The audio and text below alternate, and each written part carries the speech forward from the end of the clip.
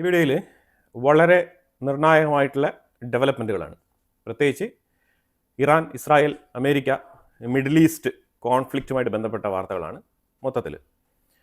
അതിൽ ആദ്യമേ തന്നെ മൊജ്തബ ഖൊമേനി, നിലവിലെ ഇറാൻ്റെ IRGC ഭരണകൂടത്തിൻ്റെ സുപ്രീം ലീഡർ, പുള്ളിക്കാരൻ കോമയിലാണ് എന്നുള്ള വാർത്തയാണ് അമേരിക്കയുടെ ഒഫീഷ്യൽ സ്റ്റേറ്റ്മെൻറ്റ്.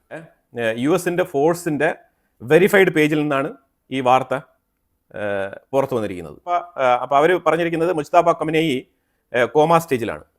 അതാണ് ഇപ്പോൾ നിലവിലെ വാർത്ത. അതുപോലെ ആയത്തുള്ള അലി ഖൊമേനിയുടെ വൈഫ് ഇപ്പോഴും ജീവിച്ചിരിപ്പുണ്ട്.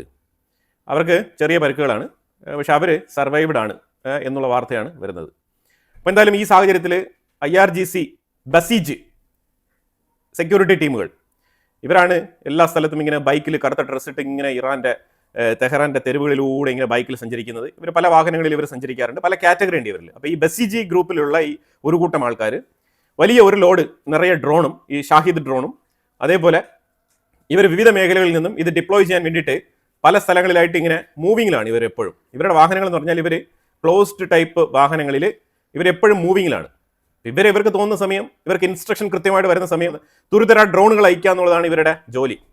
അപ്പോൾ ആ ഏരിയ ലൊക്കേറ്റ് ചെയ്ത് കൃത്യമായിട്ട് അവരുടെ മേളിലും ആ ഡ്രോൺ ക്യാരി ചെയ്ത ആ LCV ലോഡ് ക്യാരിയിങ് വെഹിക്കിളിൻ്റെ മേളിലും കൃത്യമായിട്ടുള്ള ആക്രമണം ഇസ്രായേൽ നടത്തിയിട്ടുണ്ട്. ആ ഡിസ്ട്രക്ഷൻ വീഡിയോ ആണ് ഇവിടെ വെച്ചിരിക്കുന്നത്. ഇതൊക്കെ ഫ്രഷ് ലേറ്റസ്റ്റ് ഡെവലപ്മെൻറ്റുകളാണ്. അമേരിക്കൻ പ്രസിഡന്റ് ഡൊണാൾഡ് ട്രംപ് പറഞ്ഞിരിക്കുന്നത് സ്കൂളിൻ്റെ മേളിൽ ആക്രമണം നടത്തി എന്ന് പറഞ്ഞാൽ അത് ഇൻറ്റൻഷനലി മനഃപൂർവ്വം ചെയ്ത പരിപാടിയൊന്നുമല്ല. അതുകൊണ്ട് അതുമായിട്ട് ബന്ധപ്പെട്ട് വലിയ രീതിയിൽ ഒരു ഈവിൽ ഫോഴ്സിനെ തടയാൻ വേണ്ടിയിട്ടുള്ള യുദ്ധത്തിലാണ് നമ്മൾ മുന്നോട്ട് പോകുന്നത്. അപ്പോൾ ആ സാഹചര്യത്തിൽ ഇതുപോലത്തെ വിഷയങ്ങളെ പർവ്വതീകരിച്ച് വലിയ വിഷയമായിട്ട് പെരുപ്പിക്കേണ്ട ആവശ്യമൊന്നുമില്ല. 45 വർഷമായിട്ട് ഒരു ഈവിൽ ഫോഴ്സ് ലോകമെമ്പാടും തീവ്രവാദം വിതറിക്കൊണ്ടിരിക്കുകയാണ്. അതിനെതിരെ 47ാമത്തെ പ്രസിഡന്റായിട്ടുള്ള ഞാൻ പൊരുതുകയാണ്. അപ്പോൾ ആ സമയത്ത് എന്നോടൊപ്പം ചേർന്ന് നിൽക്കുകയാണ് വേണ്ടത് അമേരിക്ക എന്നാണ് ഡൊണാൾഡ് ട്രംപ് പറഞ്ഞിരിക്കുന്നത്. ഇപ്പം ഡൊണാൾഡ് ട്രംപിന്റെ സ്റ്റേറ്റ്മെന്റ് ഈ കുട്ടികൾ കൊല്ലപ്പെട്ടതുമായിട്ട് ബന്ധപ്പെട്ട് എത്രമാത്രം ജസ്റ്റിഫൈ ചെയ്യാൻ പറ്റുമെന്നുള്ളത് എനിക്കറിയില്ല. ഇത് പ്രേക്ഷകരുടെ അഭിപ്രായത്തിന് വേണ്ടി തന്നെയാണ് ഞാൻ വെക്കുന്നത്. അല്ലാതെ ഇതിനകത്ത് ഞാനൊരു ജസ്റ്റിഫിക്കേഷൻ പറയുന്നില്ല. കാരണം അപ്പുറത്ത് മരിച്ചത് കുട്ടികളാണ്. ഇതിൽ വേറെ ഒന്നുമില്ല, ഈ ഒരു മിസ്കാൽക്കുലേഷൻ, ഇത്തരത്തിലുള്ള പ്രിസൈസ് അറ്റാക്കുകൾ ചെയ്യാനുള്ള അമേരിക്കയുടെ കേപ്പബിലിറ്റിയെ ചോദ്യം ചെയ്യുന്ന തരത്തിലാണ് ഈ ഒരു മിസ്റ്റേക്ക് സംഭവിച്ചിരിക്കുന്നത്. ആ മിസ്റ്റേക്ക് ഓപ്പൺ ആയിട്ട് അംഗീകരിക്കാനും കൂടി തയ്യാറാവണം. അല്ലാതെ യുദ്ധം നടക്കുമ്പോൾ പലതരത്തിലുള്ള അപകടങ്ങൾ സംഭവിക്കാറുണ്ട്, പല മിസ്റ്റേക്സ്, പല എററുകളൊക്കെ സംഭവിക്കാറുണ്ട്. പക്ഷേ ആ മിസ്റ്റേക്ക് അമേരിക്ക റിയലൈസ് ചെയ്യുന്നതായിട്ട് വേണമെങ്കിൽ ട്രംപിന്റെ ഈ സ്റ്റേറ്റ്മെന്റ് കൊണ്ട് നമുക്ക് വിലയിരുത്താം. ഇനി അമേരിക്കയുടെ വാർഷിപ്പായിട്ടുള്ള USS അബ്രഹാം ലിങ്കൻ, ഇതിന്റെ മേളിൽ ഡ്രോൺ അറ്റാക്ക് നടത്തിയതായിട്ട് ഇറാന്റെ സൈഡിൽ നിന്നുള്ള ക്ലെയിം ഉണ്ട്. ഈ ക്ലെയിം ഫേക്ക് ആണ്. കാരണം ഇറാൻ തുമ്മിയാലും തുപ്പിയാലും അതിന് വീഡിയോ ഫൂട്ടേജ് സഹിതം എടുത്ത് പുറത്ത് പബ്ലിഷ് ചെയ്യാൻ തയ്യാറായിട്ടിരിക്കുന്ന രാജ്യമാണ്. അതിന് പ്രത്യേകിച്ച് അബ്രഹാം ലിങ്കന്റെ മേളിൽ ഒരു ആക്രമണം എന്ന് പറഞ്ഞാൽ അത് എത്രമാത്രം ആഘോഷിക്കപ്പെടും എന്നുള്ളത് എല്ലാവർക്കും അറിയാവുന്ന കാര്യമാണ്. ഇപ്പോൾ അബ്രഹാം ലിങ്കനിൽ നിന്നും അടുത്ത ഫ്രഷ് ഫുട്ടേജ് അമേരിക്ക പുറത്തിറക്കിയിട്ടുണ്ട്. അവരിപ്പോഴും വളരെ എഫക്റ്റീവായിട്ട് ഫൈറ്റർ ജെറ്റുകൾ അവിടെ നിന്നും ടേക്ക് ഓഫ് ആവുന്നുണ്ട്. ആ വീഡിയോ അമേരിക്ക പബ്ലിഷ് ചെയ്തിട്ടുണ്ട്.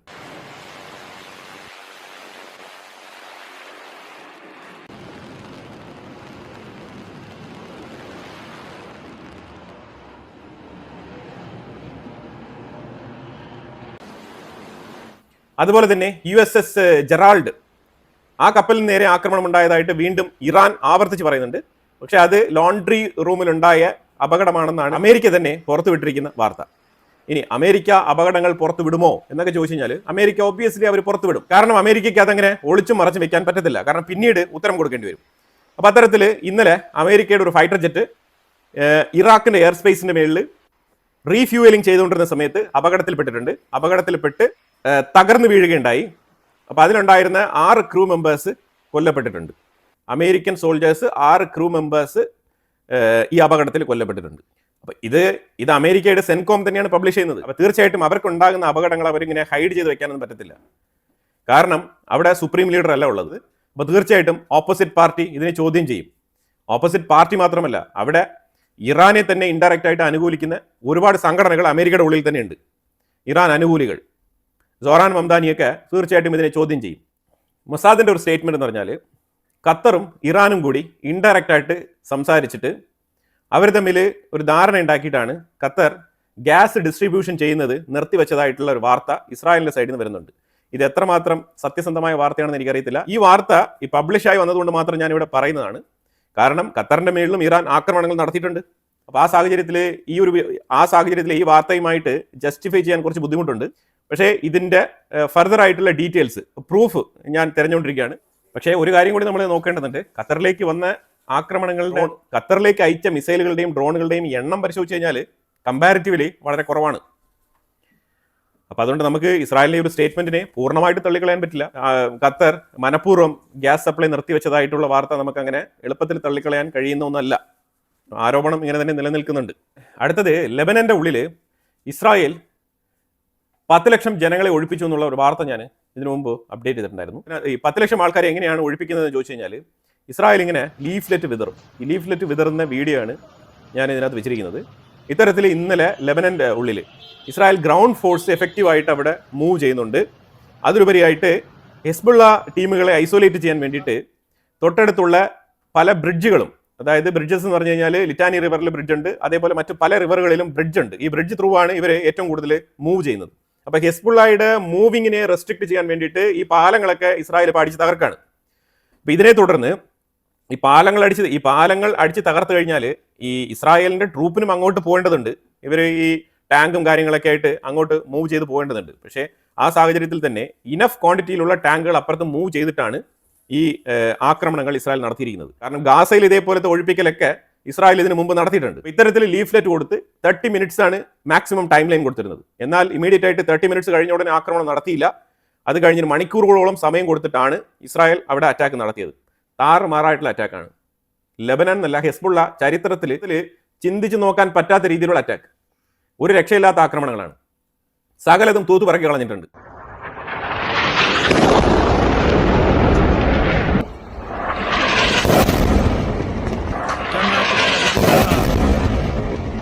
المبنى الذي حدده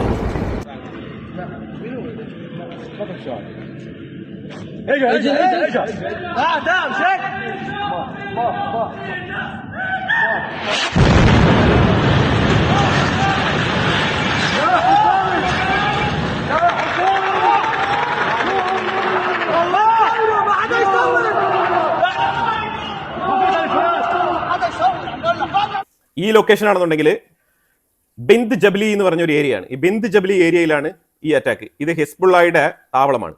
ഹെസ്ബുള്ളയുടെ താവളമാണ് ഇത്തരത്തിൽ ഇസ്രായേൽ ആക്രമിച്ചിരിക്കുന്നത്. അപ്പം ശരിക്കും ഹിസ്ബുള്ളയെ എന്തുകൊണ്ടാണെന്ന് പറഞ്ഞാൽ, ഹിസ്ബുള്ള മാറിയും തിരിഞ്ഞും റോക്കറ്റുകൾ ഇങ്ങനെ ഇസ്രായേലിൻ്റെ ഉള്ളിലേക്ക് അയച്ചുകൊണ്ടിരിക്കുകയാണ്. ഇന്നലെ അയച്ച റോക്കറ്റ് ഒരു വീട്ടിൽ തന്നെ വന്ന് പതിച്ചിട്ടുണ്ട്.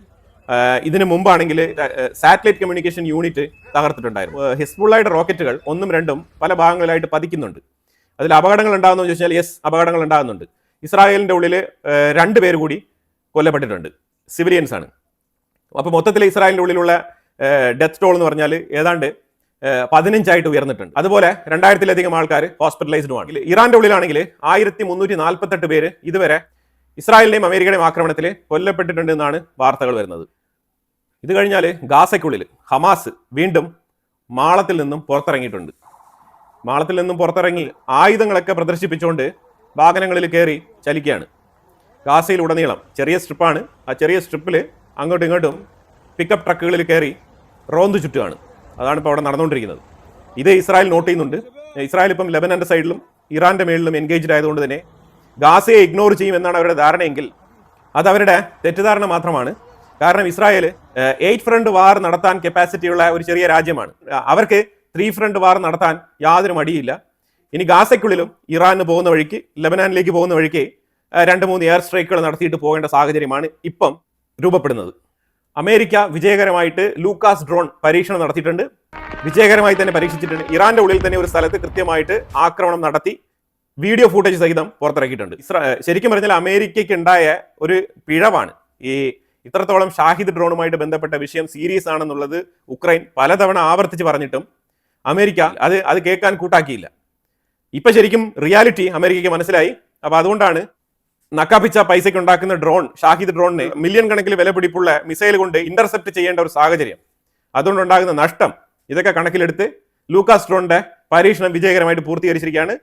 മാസ് പ്രൊഡക്ഷന് വേണ്ടിയിട്ടുള്ള പണികൾ തകൃതിയായിട്ട് നടക്കുകയാണ്. ഇത് മിഡിൽ ഈസ്റ്റ് രാജ്യങ്ങൾക്കും അതേപോലെ തന്നെ എവിടെയൊക്കെ ഷാഹിദ് ഡ്രോണിന്റെ ഭീഷണി ഉണ്ടോ ആ മേഖലകളിലേക്കൊക്കെ വിതരണം നടത്തി ഇറാന്റെ ഷാഹിദ് ഡ്രോണിനെ ചെറുത്ത് തോൽപ്പിക്കാൻ വേണ്ടിയിട്ടുള്ള ശ്രമത്തിലാണ് അമേരിക്ക ഇപ്പം ഇറങ്ങിയിട്ടുള്ളത്. എന്തായാലും ഇപ്പോഴെങ്കിലും ഈ തീരുമാനമെടുത്ത് നന്നായി. ഇത് ഇറാനെ അറ്റാക്ക് ചെയ്യുന്നതിന് മുമ്പ് തന്നെ ഇത്തരത്തിലുള്ള മുന്നൊരുക്കങ്ങളൊക്കെ നടത്തണമായിരുന്നു. അമേരിക്കയുടെ ഇന്റലിജൻസ് CIA വലിയ പുലികളാണ്. പക്ഷേ ഇതിനെക്കുറിച്ചുള്ള മുൻധാരണകളൊന്നും ഇല്ലാതെ ഈ യുദ്ധത്തിന് ഇറങ്ങി പുറപ്പെട്ടത് എന്തിനാണെന്നാണ് നമുക്ക് മനസ്സിലാവാത്തത്. ഇസ്രായേലിന്റെ ഉള്ളിൽ എങ്ങനെയാണ് മിസൈലുകൾ ഇന്റർസെപ്റ്റ് ചെയ്യപ്പെടുന്നത് എന്നുള്ളതിന്റെ ഒരു ക്ലിയർ ഫുട്ടേജ്, കാരണം ഇത്രമാത്രം ക്ലാരിറ്റിയുള്ള ഡേ ടൈമിൽ ഷൂട്ട് ചെയ്ത ഒരു വീഡിയോ ഇതുവരെ പുറത്തിറങ്ങിയിട്ടില്ല.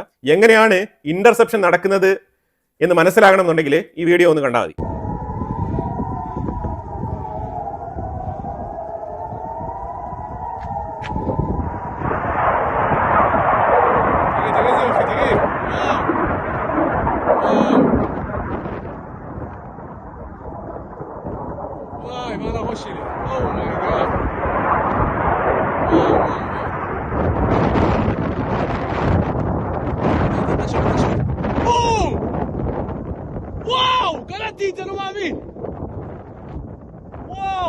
അപ്പൊ അമേരിക്കയും ഇറാന്റെ ഉള്ളിൽ ഡ്രോൺ അറ്റാക്ക് തുടങ്ങിയിട്ടുണ്ട്.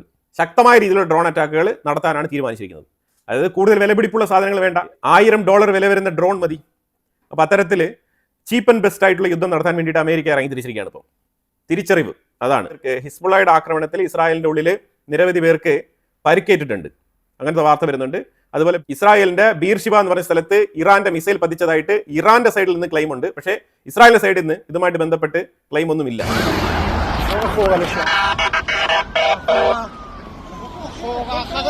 בסדר, הולכים. אחרי הרכבים שלי זהו, זה הקו. תודה.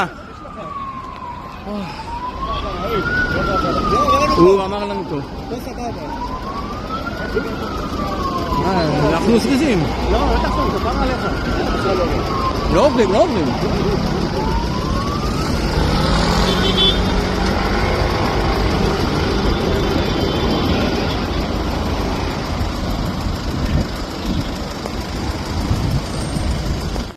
അപ്പോൾ ഇസ്രായേലിൽ നിന്നും വീഡിയോ കാണുന്ന സുഹൃത്തുക്കൾ ഉണ്ടെങ്കിൽ ബീർഷിബയിൽ മിസൈൽ പതിച്ചിട്ടുണ്ടോ എന്നുള്ളതിനെ കുറിച്ചുള്ള ഇൻഫർമേഷൻ ഉണ്ടെങ്കിൽ ജസ്റ്റ് കമന്റ് ബോക്സിൽ ഒന്ന് രേഖപ്പെടുത്തുക. അപ്പോൾ നമ്മൾ മിഡിൽ ഈസ്റ്റിലേക്കുള്ള ഇറാന്റെ ആക്രമണം ഏത് രീതിയിലാണെന്ന് നോക്കിക്കഴിഞ്ഞാൽ ടോട്ടൽ 3403 ആക്രമണങ്ങളാണ് ഇതുവരെ ഇറാൻ നടത്തിയിട്ടുള്ളത് മിഡിൽ ഈസ്റ്റ് രാജ്യങ്ങളിലേക്ക്. ഇത് മിഡിൽ ഈസ്റ്റിൽ നമ്മൾ ടോപ്പ് ടു ബോട്ടം നോക്കിക്കഴിഞ്ഞാൽ ഏറ്റവും കൂടുതൽ ആക്രമണം നടത്തിയത് UAE-യിലേക്കാണ്. 51% ആക്രമണം ഇറാൻ നടത്തിയിരിക്കുന്നത് UAE-യിലേക്കാണ്. 1737 ആക്രമണങ്ങൾ രണ്ടും കൂടി ചേർത്തിട്ടാണ്, മിസൈൽ പ്ലസ് ഡ്രോൺസ്. ഇത് ശരിക്കും 51% ആണ്. ഇതിനെ തൊട്ടടുത്ത സ്ഥാനം പിടിക്കുന്നത് കുവൈറ്റ് ആണ്.